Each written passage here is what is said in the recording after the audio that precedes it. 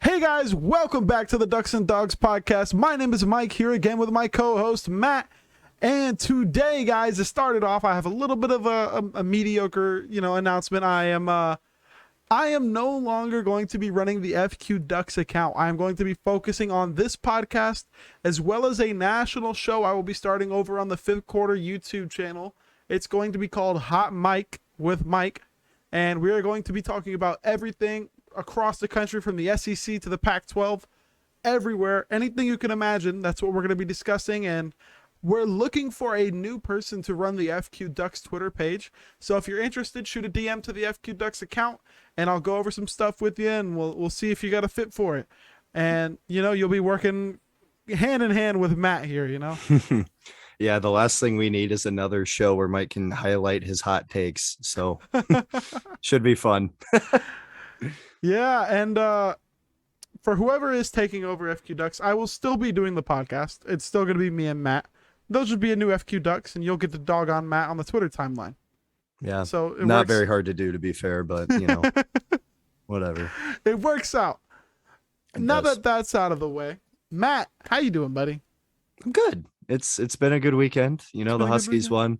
The Dakota Wesleyan Tigers won. They're 2-2 on the season, baby. Let's go. Oh, so it's not like week one. No, it's not like week one was tough for you, wasn't it? Yeah, week one was tough. But both my teams taking dubs. I'm no longer a Seahawks fan after Sunday, so we're just gonna go with the Huskies. Are you gonna join my Cardinals? No. Why not? We're 3-0. No, I can't root for another NFC West team, dude. Come on. Go root for the Chargers. If I didn't root for the Cardinals, if the Cardinals sucked, I'm not gonna lie, I was finna bandwagon hop on the Chargers. I feel like if you're an Oregon fan, you kind of have to be a Chargers bandwagon fan at this point. He's just so good. He's just so good. Did you see that game? Good. Oh yeah, it's unreal, dude. You want an NFL hot take? Justin Herbert's the top 3 quarterback in the league right now. Top 3? Name 3 quarterbacks you're taking over him for your team. You're starting a team right now. Name 3. Josh Allen, Pat Mahomes, Russell Wilson. Oh yeah, Russell Wilson looks so amazing. Okay, not his fault. The rest of his team can't do anything right now. Yeah, I'm taking Justin Herbert, man. Nah, bro. I'm taking Herbert. I'm taking Herbert. If you said top 5, I would buy that. You say that like top 3 is ridiculous. Like there's an argument to be made. I'm not saying it's ridiculous. I'm just saying I could very well make an argument over Josh Allen.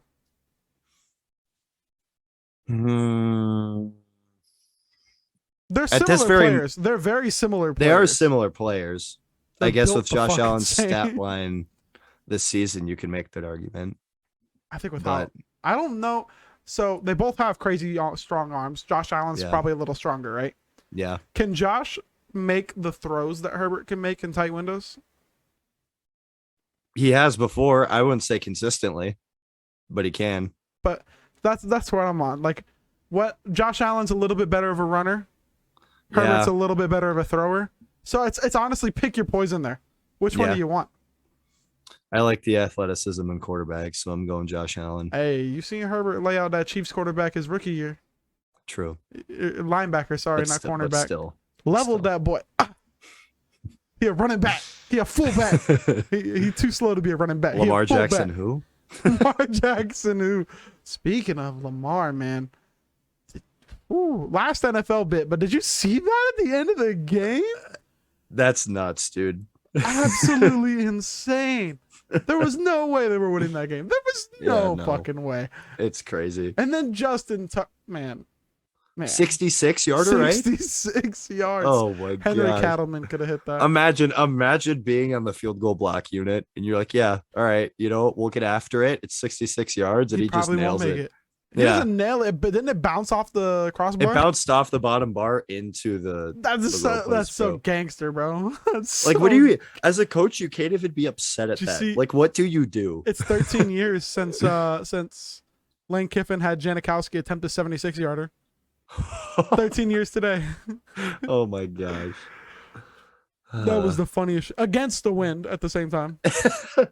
Janikowski did have a leg. I'll give him that. But not that leg. Is a bit of okay. 76 yards wind on his side. I could maybe have saw it in his prime.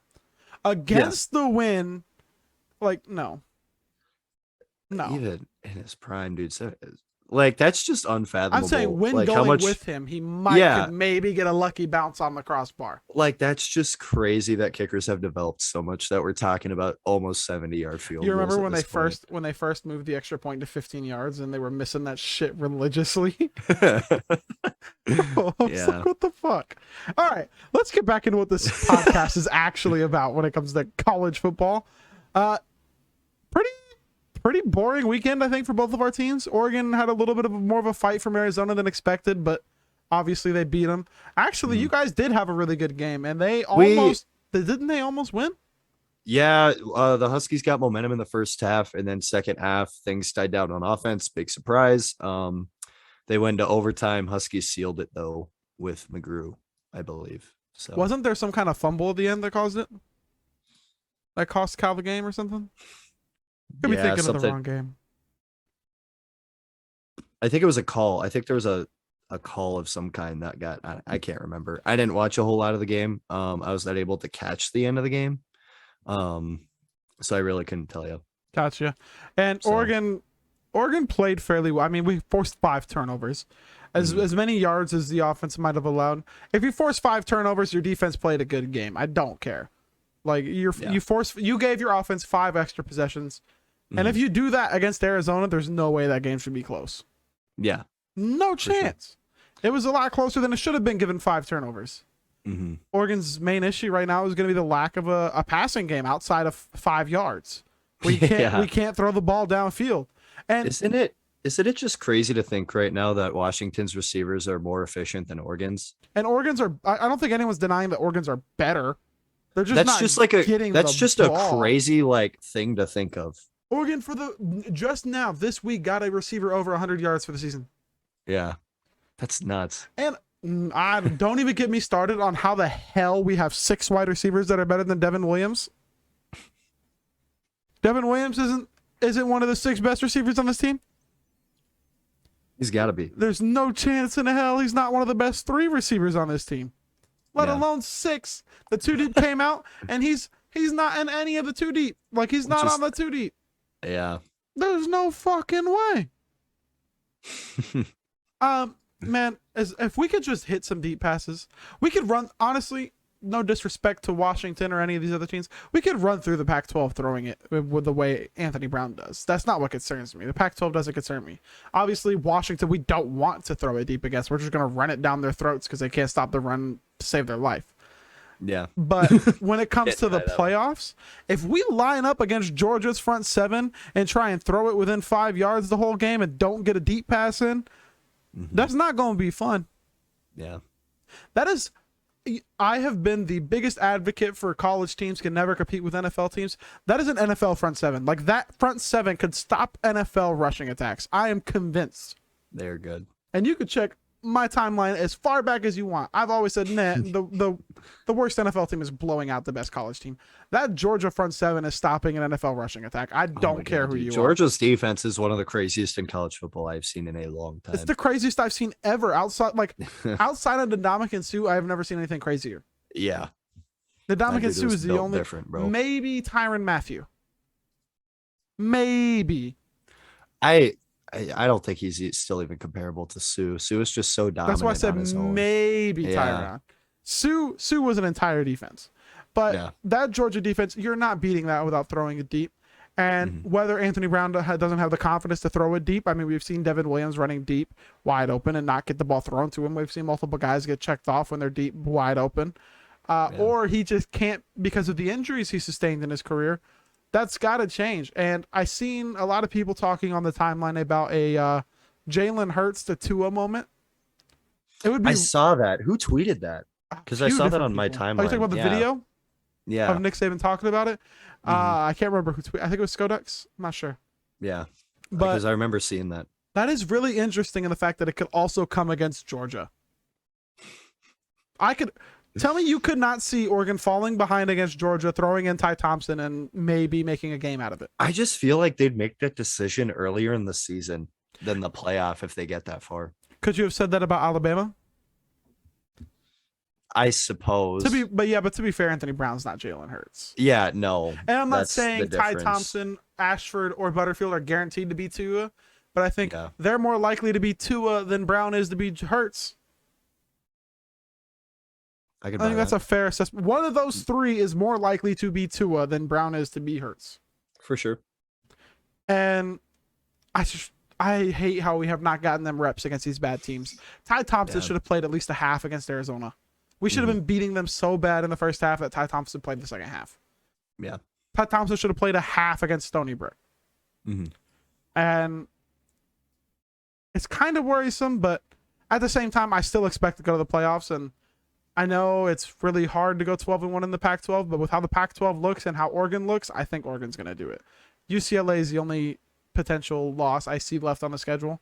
And I know you guys have improved, but you've also improved against nobody. If the Huskies want to compete at the top of the Pac-12, their run defense needs to improve, and drastically.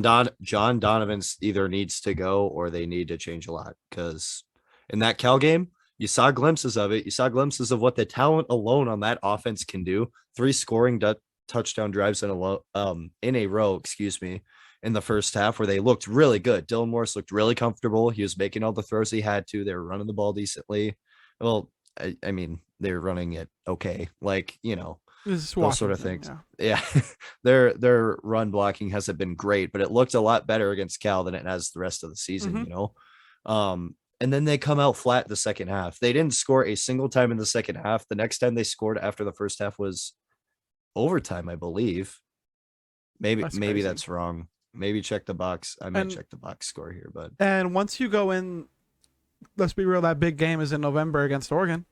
With Kayvon Thibodeau coming back, Buckner coming back, all these guys coming back, Braden Swinson coming back, it's not going to be any easier to run the ball.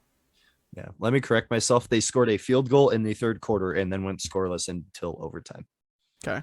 Yeah, it's not going to get easier to run the ball as the season progresses. No, it's been about as easy as it's going to get.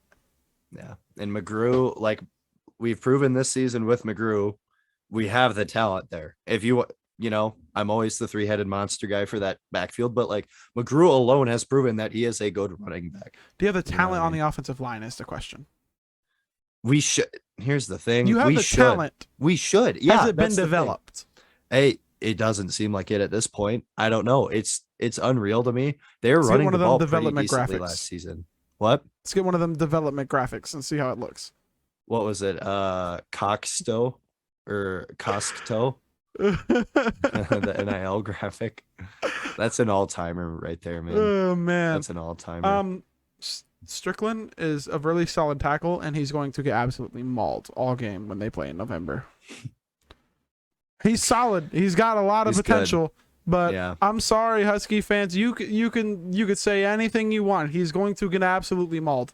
And I think something that's worth mentioning about their O-line is they have the same personnel that they did last year. Like they have the same guys, but like they changed up different spots. Like MJ Ale, who was starting at guard last year, has not started a game this season. And like, I don't know, like maybe they saw something in camp, but when you throw off that chemistry to any extent, the line's going to suffer if they aren't comfortable. You know what I mean? Yep. And I think we've seen that. We've seen guys shift around. We've seen new guys in positions. And obviously you want your best guys on the field, but like where's the O-line last season that looked like really good? If exactly.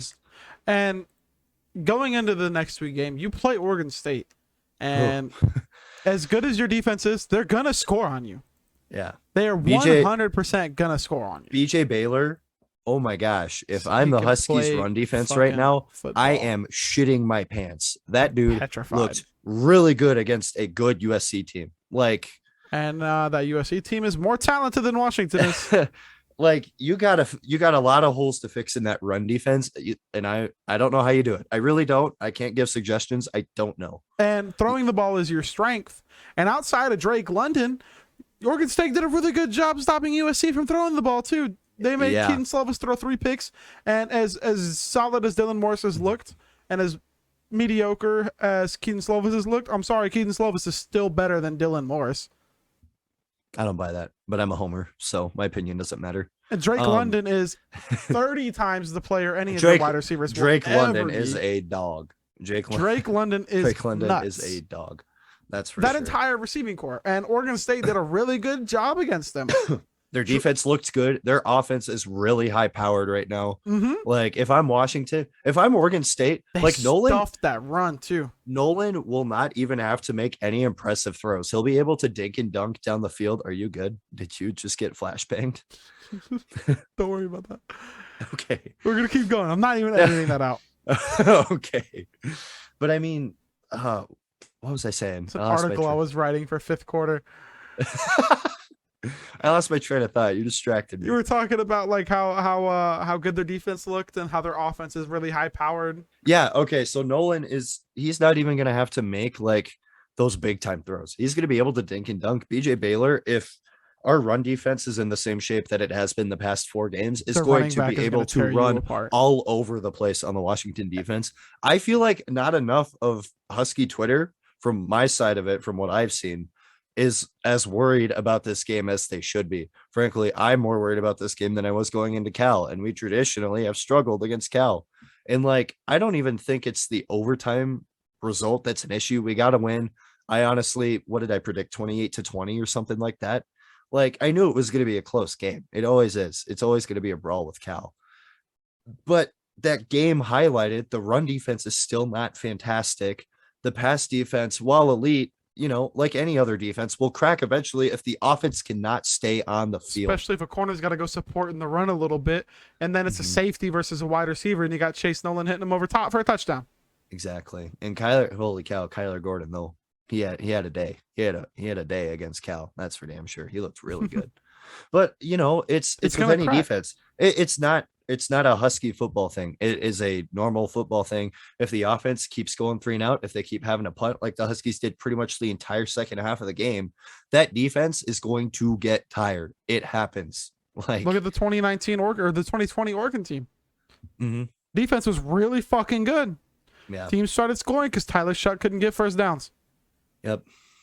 And I gotta admit, I'm worried John Donovan as either, I don't know, like, I feel like we're past the point where we could talk about him being given the boot.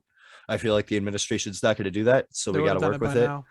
Yeah. So you know what I'm kind of worried about? I think y'all might keep him like after this year. Yeah. I don't think the administration cares what the fans say. Yeah. That's my worry too. I saw a tweet. This might be incorrect. I saw a tweet where John Donovan was quoted saying that like he hasn't seen like any of the heat, like he hasn't seen any heat on Twitter or anything. But he must follow Hood Husky, and that's it. He said something like, but I'm sure they're on me. Like something about I didn't see it, but I'm sure it's happening. It's like, well, you're right, it is happening, and I don't know how you don't see it. Like, yeah, but holy cow, dude, they got to figure something out. And granted, they. Like that offensive staff has proven that they could put points on the board. They have the talent to do so. Arkansas State. Even against Cal, which Cal, granted, is not fantastic this year, but I mean, they're better than Arkansas State. Let's make a note of how big of an impact losing Tim DeRuyter has had on their defense. Also true. That has been huge. And didn't they replace him with our linebackers coach, whose name I forget? I don't recall. I forget his name. He was our linebackers coach, and now he's their defensive coordinator. Keith Hayward? I think that might be it. I'm not the guy to ask on that one. We were, and a lot of people were upset we didn't promote our linebackers coach to head defensive coordinator. And just looking at how that Cal defense has regressed, even with these 5th, 6th year seniors. Yeah. No team's defense should be regressing with 5th and 6th year seniors. It's just should not be a thing. That's why I believe there's so much parity in college football right now. These defenses are more experienced and they're more ready to take on these offenses, and the gap is a little smaller because these defenses can stop these high-powered offenses a little bit. For sure. And just the amount Cal's defense has regressed has been nuts. Their defense is still not terrible, and you guys had a positive showing against them, but they're not what Cal's defenses normally are. For sure. But even like just getting back to my point of like, you've shown against a decent defense that you can function, but then there are also times where you have 3 guys in the same 5 yards of the field running over routes. Like, what are we doing? Like, what is going on? Like, we got to figure it out. So what do you make of this game? Do you think you guys win it, and how much do you win by? What's going on in that game? I think we win. I think we win a very close game. Give me a score. I think 7 points or less. I'm saying let's go with 31-28 Huskies. Y'all are scoring 31 Yep. on a Power 5 team? Yep. Hey, Okay. I got we Oregon State 31, Washington 17. Interesting. They could get shut down early. I don't think it's because your defense isn't good. I just think Chase Nolan is that dude. Yeah. I said before they played USC that he might be the best quarterback in the Pac-12. And holy cow, he looked pretty good. He threw 2 Yeah. interceptions, I think, but still threw for 4 touchdowns. He played amazing. I don't care Yeah. about those interceptions. He's got the less talented team. He's got to take those risks. Very true. Played amazing. Spanked USC. Mm-hmm. Best quarterback in the Pac-12. Don't want to hear anything else. Outside of Jake Hanner. That's right. We're the Fresno State podcast now, remember? Yeah, I seen those comments too. This is the Funny. Fresno State podcast. Hey, I'm here for it. I'm down to talk about that team. They're fun this year, dude. They are They're fun. Kalen But- DeBoer is going to be USC's next head coach. Speaking of another California team, how about those Ducks? They got Stanford this weekend, huh? Yeah, Stanford, which has in recent history been a struggle for the Ducks. I, however, don't think that'll be the case this year. The thing with Stanford that's given Oregon so much issues is their size at wide receiver and their size along the line. Well, breaking news, Stanford fans, Oregon's bigger than you and Oregon's stronger than you. This isn't Chip Kelly. They're bigger than you and they're stronger than you and they're gonna move you out of the way. Mm-hmm. I think the turning point to me, if I could pick a play to show the turning point of Oregon football, it was actually against Washington. Do you remember when your entire offensive line collapsed on Jordan Scott? Yes. Entire line collapses on Scott and he breaks through. Yeah. That was the turning point. There's a photo of that somewhere. There's gotta be. There's a gif of it somewhere. Yeah. That was the turning point of, they're coming to play. They're here in the trenches. And Mm-hmm. Stanford lining up those big wide receivers ain't going to do you no good because our cornerbacks are just as big. Our offensive linemen are just as big, and our wide receivers are probably bigger than yours. We got Troy Franklin sitting over there on the bench. That Oregon secondary gets after it too. Holy cow. Oh, man. The linebackers in coverage aren't great, obviously. I'll admit that. But them DBs, man, say what you want. DJ James gets burnt a few times, but man, they make some plays. We're leading the country in turnovers for a reason. And although Stanford's quarterback looks solid, he hasn't played a secondary like this. Yeah. And this is I think it's safe to say probably the most explosive secondary in college football. Not the best, the most explosive. They will make a play that changes the tide of the game. I buy that. Especially with Verone McKinley becoming an absolute fucking monster out of nowhere. I mean, he showed flashes of this his entire career, but he is not. He is possessed. Yeah, he came possessed. out of nowhere. It's been crazy to watch. He looks like. I don't know if I want to say it, but he looks don't like. Say I know what you're gonna say. Javon Holland cranked to 11. Oh, he's said it. He's playing like Javon cranked to 11. Oh no. Javon is obviously the better player. I mean, we see how Javon's playing in Miami with the Dolphins, and Javon was a beast. But this man is producing. His production is there. He's forcing these turnovers. He's forcing fumbles. It all started last year when he forced that fumble and tipped it to himself, so the defender couldn't get it off of USC. And I don't know what they putting in his food, but this man is just out there balling. He might win the Blitnikoff. That's the safeties one, right? The Blitnikoff is the wide receivers one. Oh, I'm tripping. What's the Thorpe? Jim Thorpe? I think it's the Thorpe Award. The Thorpe. He might win the Thorpe Award. Is that really that absurd to think? No, I don't think so. He's had it's the Jim Thorpe Award. 2 picks in every game this year besides 1? I don't know. He's an absolute stud. Sheet, but yeah, he's good. Dude is good. It's gonna be fun to watch, and I think we beat Stanford. I think we beat them I think this is going to be our most convincing win so far of the year. I think we beat them 42-17. See, I think it's going to be a bit closer. I think it's going to be closer than Arizona. I think it's going to be less convincing. I think we played better against Stanford than we did against Arizona. Arizona, we played sloppy. Plus, Kayvon's back this week. He's a full clear. Okay. Also, so is the other edge rusher we got, Braden Swinson. Both are full cleared to play. I'll give it 35-17 Oregon. So a touchdown different. Yeah. Okay, I could live with that. And really, we're waiting until it gets a little deeper in the season. Well, that key game for the Pac-12 is going to be Oregon UCLA. That game's going to be huge. For sure. When do they play? A couple weeks, 3 weeks. Because I was going to say Washington plays UCLA the week before. I'm pretty sure. I don't think that game's going to be very pretty for you guys. I think it'll be as competitive. Presently constructed. I don't think it'll be pretty. I think it'll be competitive. I think UW has some time to get their feet back under themselves with a conference schedule that they can be competitive in.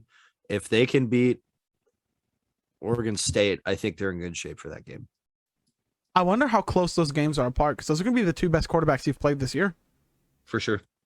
The Oregon State game, man. UCLA, we have our bye week in between Oregon State and UCLA. So it's Oregon State, nothing, and then UCLA. So the Oregon State game has to go well. If it doesn't go well, you could lose both of those games. Oh, yeah. That's what, people don't realize how big this Oregon State game is for Washington and the rest of their season. Because after UCLA, they play Arizona. They play Stanford, which is a tough game for them traditionally. Then they play Oregon and then Arizona State. Back to back to back. If you're being realistic, how much faith do you have in that Oregon game right now? Do you want Homer, Matt, or do you want unbiased? Let's hear both. Unbiased, glasses off first. Homer, Matt. We'll show up to play. We'll play up to the competition. It'll be close. We'll pull it out. Play down to competition. If you want the college football analyst side of Matt, I'm not feeling very confident. Our run defense will not be able to hang. But again, there's still time. Yeah, obviously. You got a lot. You got over a month before that game is. If they played today, Oregon would hang 500 rushing yards on you guys. If they played today, it would be ugly. We would hang 500. If they played today, it would be ugly. By the end of the game, our starters wouldn't be in ugly. It would be. That's really ugly. That's because the running, our running game is really clicking, and your run defense is really not. Yeah.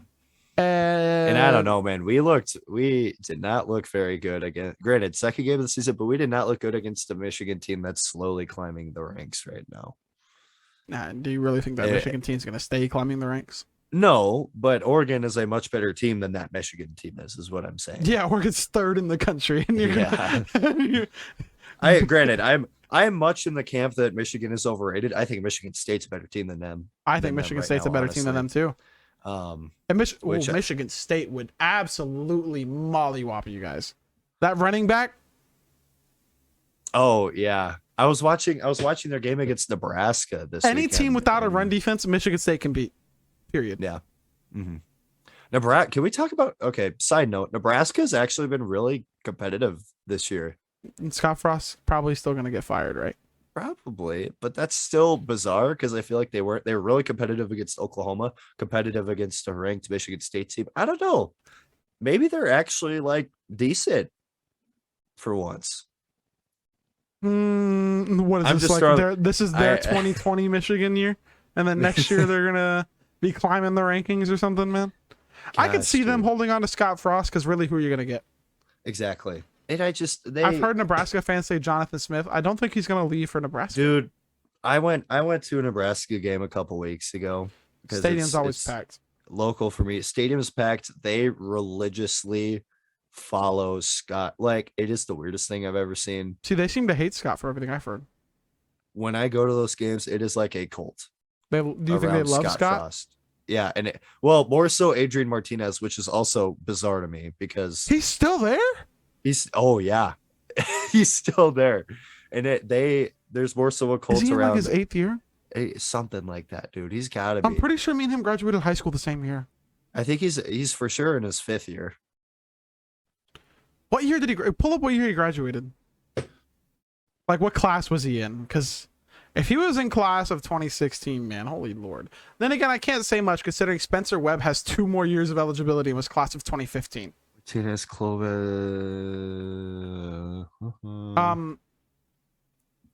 Adrian Martinez. Class of 2018. Oh. It feels like he's been there forever. So though. long. He's probably started his freshman year. That's why. Yeah. Did you hear what I said about Spencer Webb? No. Class of 2015 has got 2 more years of eligibility after this year. What? Medical issues and stuff like that. Yeah. Medical gray shirt in there somewhere. COVID year, red shirt. Up. Gosh, I just feel like after a point you wouldn't want if to he starts, if anymore. like, let's just say he gets healthy, his last year of eligibility, he's going to be so much bigger and stronger than anyone he's going up against. Do you remember what happened last time he played against Auburn? Fucking stiff arm that man into the fucking ground in the end zone. Yeah, he gonna be doing that to everyone. Oh man, that would be insane. I feel like you just got to move on at some point, right? I hope he can get healthy and get one good season.